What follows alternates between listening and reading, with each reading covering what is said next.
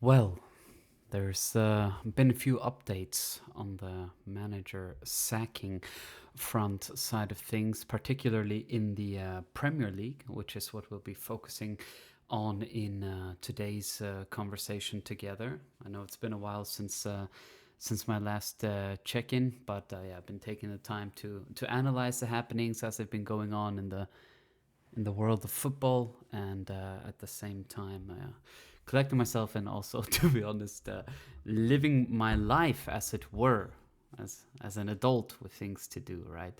But there are two manager sackings in particular that I want to be discussing from the Premier League, and I think it's the most obvious ones. The first one is Thomas Frank, obviously having to leave Tottenham.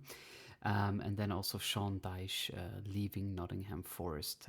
So obviously two stories that we kind of felt where the writing was on the wall, yet at the same time interesting to analyze the why, the how, where they go from here. And at the same time to really discuss, the overarching topic, which means that either Tottenham or Nottingham Forest, or perhaps not the focus of the overall story, would be the how do you say, the role of player power, and the topic of losing the dressing room, which is becoming prevalent in modern football, but perhaps it's just a tale as old as time, just under the dynamics of social media and that prism, perhaps being amplified more than it was. So let's get into it. So starting with Thomas Frank, obviously, given that I'm a bit late on this, is probably isn't news as much per se now. Obviously, it's been 2-3 weeks since this has happened, but let's go into it a little bit more. Sort of looking at my notes here as well. Obviously, Thomas Frank was brought in pretty, already before this season started. It was clear that Thomas Frank would be given the reins. Obviously, a very mature decision or sort of a very matured decision by Daniel Levy, who's no longer in position, which we'll get into as leading Tottenham. Is coming from Brentford to Tottenham, and obviously after having had 7 very successful years, putting Brentford on the map in English football, consistently, getting them from the second division, from the Championship to European almost places or mid-table in the Premier League, was truly incredible. Always being able to churn out great performances, upsetting the big teams and maintaining consistent performances.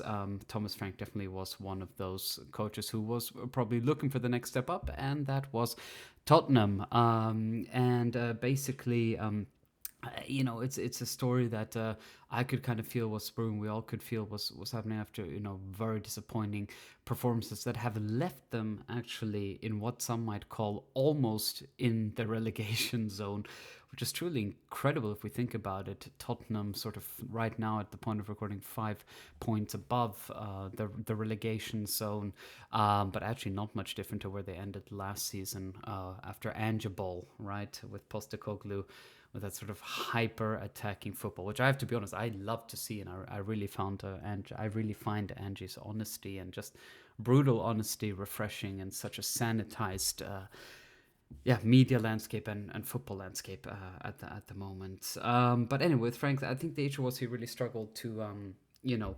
to implement the sort of successful team family like culture that he sort of fostered at Brentford for 7 years. Obviously, Tottenham is a behemoth compared to Brentford with regards to their aspirations, where they are. I mean, let's not forget they are the reigning Europa League winners. And as Angie said, he always leaves with a trophy in his second season, and that he did. I think they had some of the one of the most injury-struck teams in the top leagues. I mean, it truly was incredible. Just the amount of injuries they've had. I mean, they haven't even been able to use Kulusevski this season. Madison was out, I think, in the first weeks of the season. Not to mention then the conveyor belt of other injuries they've had. Not to mention that either Van de Ven or Romero, arguably their best players, are frequently injured as well. Solanke has just come back. I mean, he's never been able to use his team fully. However, given how much Tottenham spent and the kind of players they have, Xavi Simons, Colomwani, um, you know, it's understandable. Injuries are frustrating, even though the teams I support. When there are injuries, it's frustrating. But some teams do have the financial resources to perhaps soften the blow of injuries. And I think Tottenham will be frustrated by the amount of injuries they've had, and there's definitely questions there. But is it enough to warrant the results that they've had? I'd argue no, it's not, but I'd also argue that it's complicated. Then at the beginning of the season, there was sort of disciplinary issues with Yves Bissouma, who then obviously wasn't allowed to play for a certain amount of time. However, then it was there was sort of that hard hand with players like Bissouma and other players who perhaps come late to trainings or had other disciplinary issues. But then with Romero, he was seen as being soft and letting Christian Romero, World Cup winner with Argentina, excellent player, but he does have issues with his temper and the amount of red cards that he gets. And as a club captain, it seems like he was warranted a bit more leeway than others. I don't think that he could really, with regards to the dressing room, I think there wasn't that, or there was, a disparity. Then there was his moments that we could all see also on social media after games, in a very Danish manner to go clap the fans at the end of the game, which is something we're seeing more and more in the UK now, which is something where we in Northern and Central Europe, we know very well, and it's very important for us. But there were times where we could see, for example, that Jed Spence or Mickey Van de Ven, when fans were filming it, they didn't want to go shake his hand when he was telling them to go and clap the fans. Then also there were some issues with Van de Ven apparently there. Now 5 points from relegation, no wins in their last 8 Premier League games. They've won 2 of their last 17 games overall. However, in the Champions League, they're strong. That's a whole other video. I'm going to be talking about sort of, the role of the Premier League teams, or the role of the Premier League with regards to the rest of European football. I don't think it's actually that surprising. It's not such a hot take to say that a struggling team in the Premier League is making the top 8 in the new Champions League format. That's a whole other topic, but that's definitely not going to paper over the cracks, which, subsequently led to Thomas Frank being sacked, as they say in the UK. So basically, there seems to be no structure now with Daniel Levy leaving obviously for 25 years at the helm of Tottenham, Mr. Tottenham. Obviously now towards the end of his tenure got a bit sour between Daniel Levy and the fans. With him leaving, that's also that was quite a story. But from what one reads about Tottenham, there's not much structure, not really clear hierarchies in place. There is a sort of director of football, this Danish guy, who comes with a lot of experience, however, who was key and also in the decision to let Frank go. But it seems that there's been a lot of inconsistencies in the last couple of months, especially after 25 years of Daniel Levy's tenure. There's been a lot of unsavory scenes as well, but also I'm a big supporter of the fact that football is nothing without fans. We have drifted so far from what football means. So when fans do make their opinions heard, I do believe that's the most important thing that anyone in a football club or leading a football club should be listening to.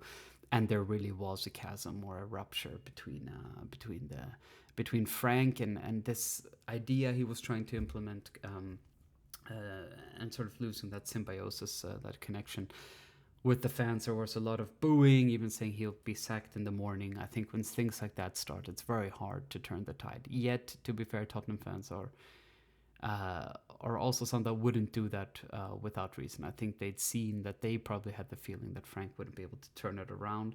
It was always a matter of when and not a matter of if.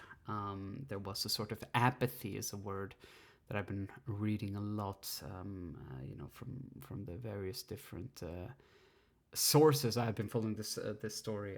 There was also a lot of big losses, especially to Arsenal. Ironically, at the time of filming, they'll be playing Arsenal in a few hours, so this video might be obsolete by then. And yeah, basically towards the end of it, 5 points above relegation, no clear improvement from the reasons as to why they sacked Angie. It kind of makes sense. However, personally, I really admire Thomas Frank, especially what he built at Brentford, but also just his open, honest approach. I mean, also the fact he chews so much chewing gum. Someone who loves chewing gum, I can relate to that as well, like Carlo or like Ferguson. But the time had come. Also, having watched a few of their games, it's sort of he was trying to implement the same formations and strategies he was using at Brentford, at Tottenham. It was a defensive kind of football. But then it's also interesting to see what exactly do the board at Tottenham want. They went from someone who was very aggressive on the forward foot like Angie, and then to someone a bit more conservative like Frank, because they thought that's exactly what they needed. Also a visionary. Frank is a big supporter of Moneyball, and that's what Brentford were doing together with Brighton. But at Tottenham, they just expect results much sooner. And I think it's fair to say that he was getting Brentford type results with Tottenham, and obviously that was a step up that many were asking over the last years. Can he make that step? Can he not? And I think that's where we start to divide the top managers from the sort of second and third tier of managers, and in the Premier League, that's actually highlighted pretty well. And at the end, the decision was made to let him go. I think it felt untenable, but I think a lot of questions need to be asked about the management. What were they searching for overall, and what does Tottenham want to be? And that's a big question. I know it's a source of many memes as well, but what does Tottenham want to be? Who are they as a football club? What are their aspirations? One could also argue that being Europa League winners is definitely giving ammunition to the cause that they see themselves as one of the top, not top four, but big four, but big six in English football. As someone who's not in the UK, I can see that's definitely how we do see Tottenham. However, do they have a sort of illusion of grandeur that has evaded them for a long time? It's complicated. However, financially, they're very sound. One of the greatest stadiums in the world, one of the most modern ones. They have all the infrastructure, training complex, etc. They should be hoping for more than being, almost in a relegation battle, which is truly incredulous. And that's 2 years in a row with two different managers. And one can criticize both Angie and Thomas Frank. However, they also are, they know what they're doing and you also have to question what structures are in place to stop that from happening. I found it a real shame also to have a Scandinavian in the Premier League. I think that's really cool, obviously, and he's somebody I really appreciate. But they made that decision. Obviously, they're still in the Champions League, and they will be aiming to to get to a more comfortable position in the Premier League. So actually, I also wanted to hold back on making this video until we also found out who the next coach was going to be, and that's Igor Tudor. However, that's a short-term hire, to steady the ship till the end of the season. He's somebody who's proven that he can galvanize teams in doing that. He's got experience at some seriously massive clubs. We're talking Juventus, Galatasaray, Marseille, just to name a few. And in Croatia with Hajduk Split, which is one of the two or three big teams, and a very historical, prevalent team in Balkan football as well. Not to mention having been a player. I think he was a defender at Juventus as well during rather successful time for them.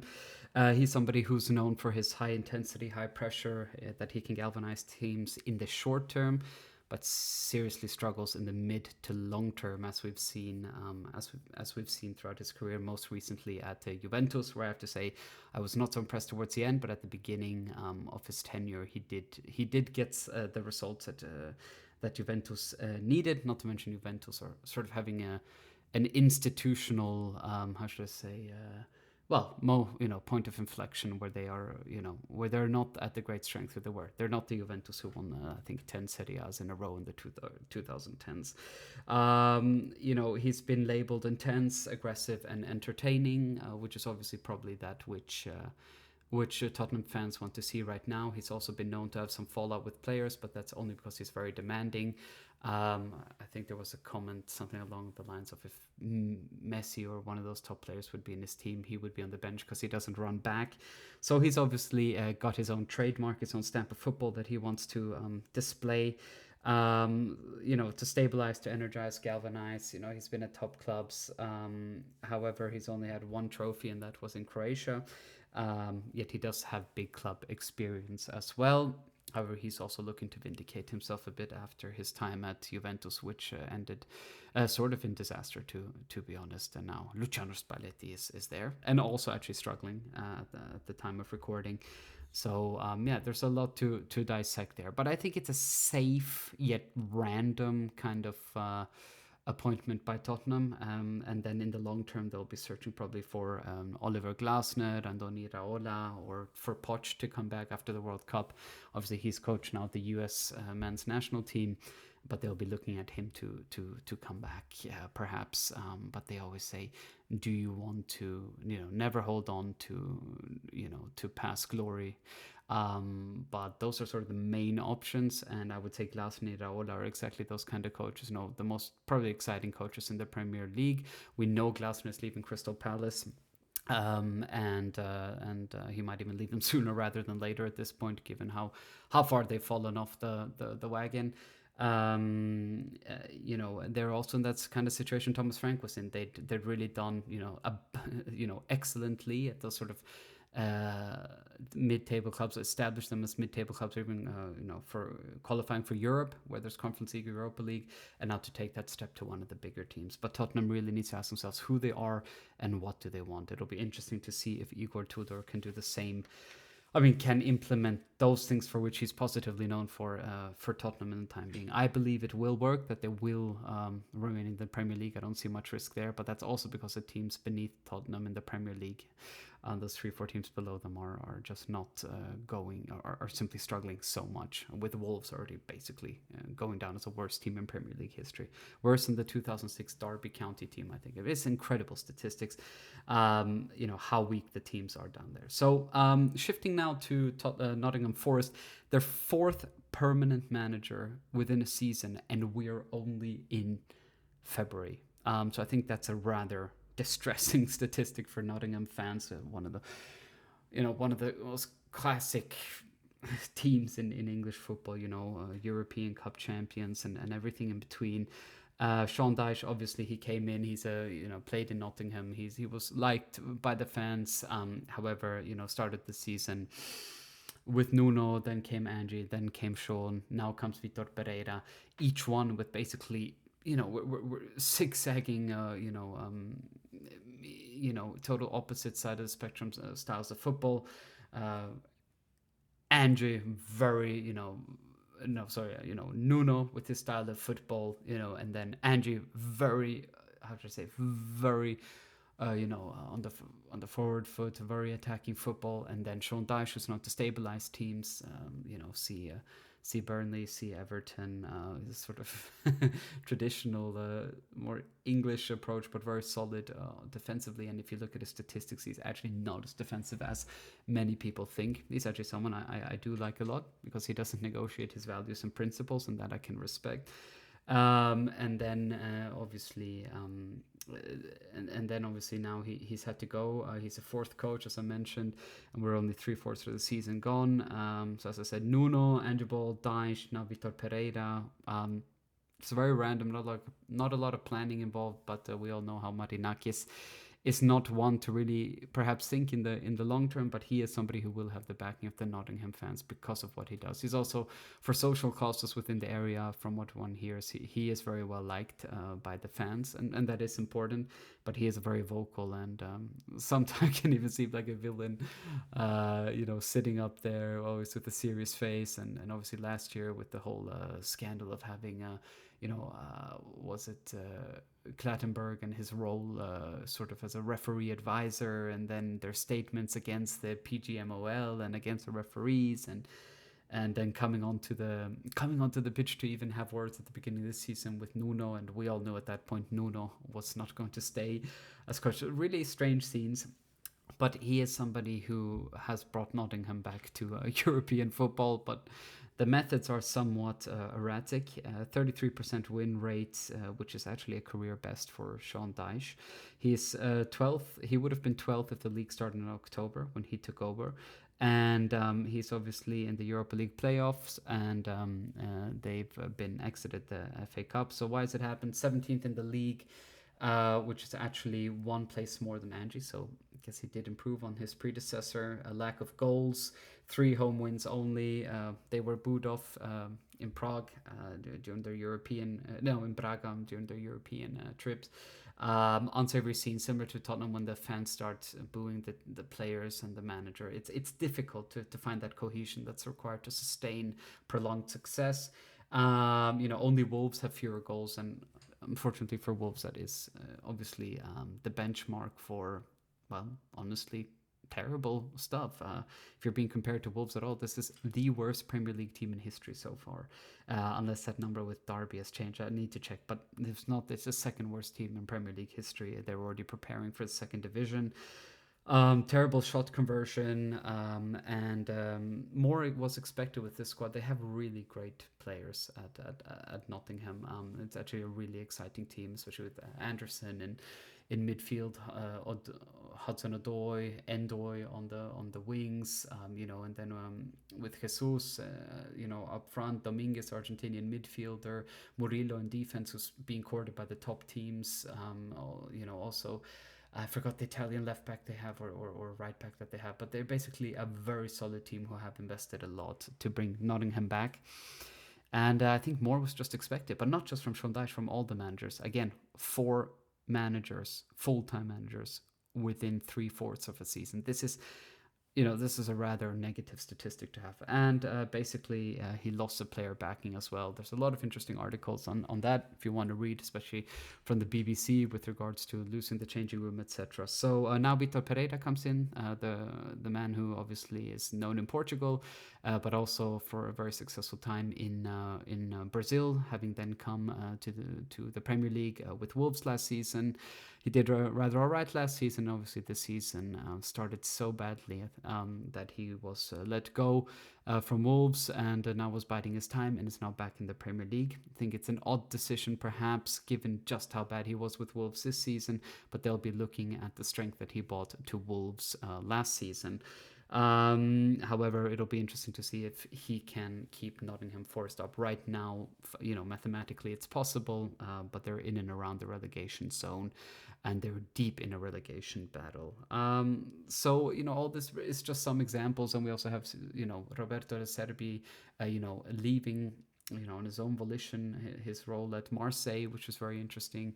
That could be a whole video on its own, actually, it might be. And then many other situations of either managers leaving by themselves, managers talking themselves to perhaps wanting to get fired or sacked, and then a lot of sackings just happen in the traditional way where the board tells the managers they've been sacked. It's been happening a lot.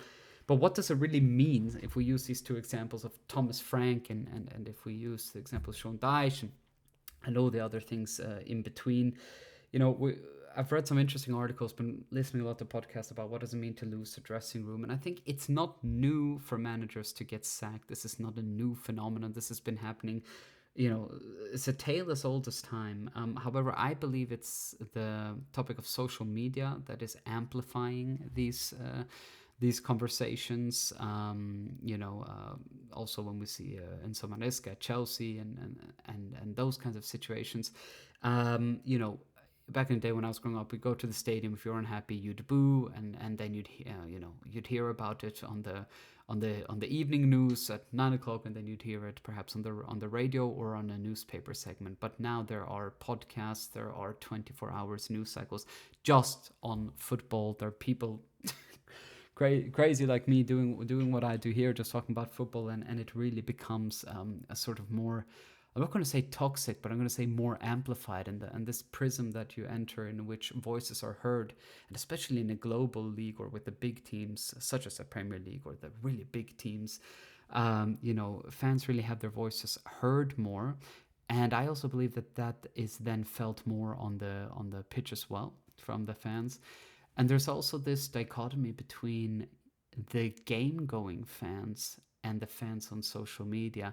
Usually the case is that the fans on social media are perhaps more vocal towards wanting someone out or more critical of a team or a club or the leadership than the fans going to the games. And again, that's also perhaps a video for itself. But in modern football, I can really feel the trickling down of what's happening on social media really affecting the decisions that are made by management, and it just kind of feels like it's an outlet that is impossible to escape. You can't avoid hearing sort of this this avalanche of constant noise and speculation, and dare I say toxicity surrounding if a fan base or an online fan base or in general the supporters want someone to be let go. It's interesting because, let's be honest, it makes for a telenovela type following of the game. It's interesting. It's part of the reasons why we love football as well, the stories outside the pitch. I've always been a fan of football on the pitch. I'm a real old school football enthusiast in that sense, but being involved in this space, I would also say that that this role of social media is important. And then we delve into the other point. And there is, by the way, no clear answer to what does it mean to like lose a dressing room in the sense of how that it's just social media or that there's one reason for it. As I said, managers have been getting sacked all the time. It's just we have more of a voice. The spectrum is broader, and the noise is incessantly constant. The final point I'd like to make is player power. So that's obviously the most important part of losing the dressing room. And what does that mean? We, for example, see everything that's being said about how Xabi Alonso was let go, who, by the way, could have been done a video on that, but obviously he lost the dressing room. He came with an overly tactical approach, hyper obsessed on the finer details. After the Madrid team came from having Ancelotti, who we all know had a more of a Sir Alex approach, give the players a bit more freedom, but have an overall structure in place and trust Carlo, one of the most successful managers in history, of course, to get the job done. And it kind of worked until it didn't. And then when Xabi Alonso came with this, hyper tactical approach, bringing in everything, the Leverkusen ball to Madrid, it just didn't work in the same way. And he lost the dressing room. Particularly, he lost Bellingham, he lost Vinicius, which is a big one, and Valverde. And then when Arbeloa came in, he realized, okay, because Arbeloa does not have the same tactical nous as Xabi Alonso, nor the experience, nor the pedigree as a manager. But what he does do is appeal to that sort of, how should I say, Praetorian Madrid, ethos, and give the players the impetus again. And also a few comments between him and Barca have been exchanged.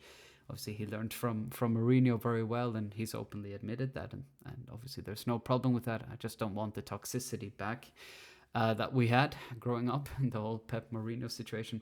But he did give impetus back to the players, and they have gotten solid results. But he did get knocked out of the cup just yesterday. They lost to Osasuna in the league.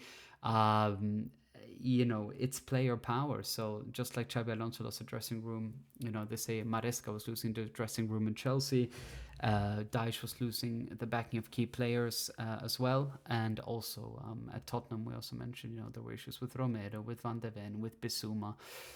Just to name a few with Frank. From what we've heard, obviously it's conjecture, some of it more blatantly, with the dots connected than to just speculate. But we can really see that happen. And then also we can see more unsavory things with, players leaking things through their agents to the press, perhaps. I know there's been a situation in Manchester United, that players have more sway now than perhaps in the day, if I sound like a granddad now, but like in the days of Sir Alex or something like this, where things would be, where these things would be nipped in the bud much sooner by the management and the owners and the leaderships within the club. And the player power, it's showing that it works. And perhaps that's also not something that is something that is newer than the role of social media and all of this. However, or the effect of fans pushing for these decisions. Player power has always been there, but I think because it's worked in a few clubs right now, or a few situations, and big clubs as well, it is showing the players that if they are unhappy, it could work.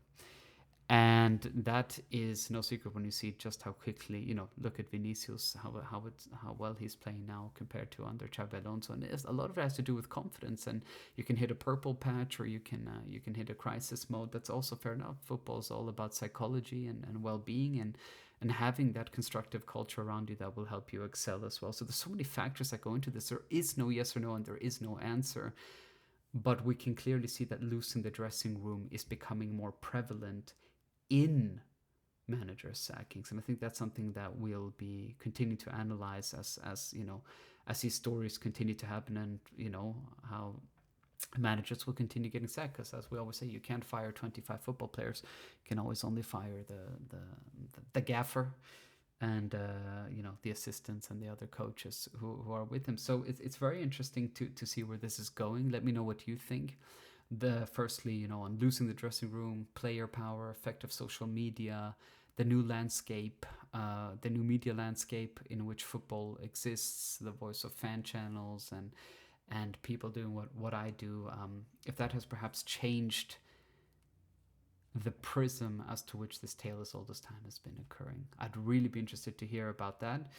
And I'm very grateful for you listening to me. Thank you very much.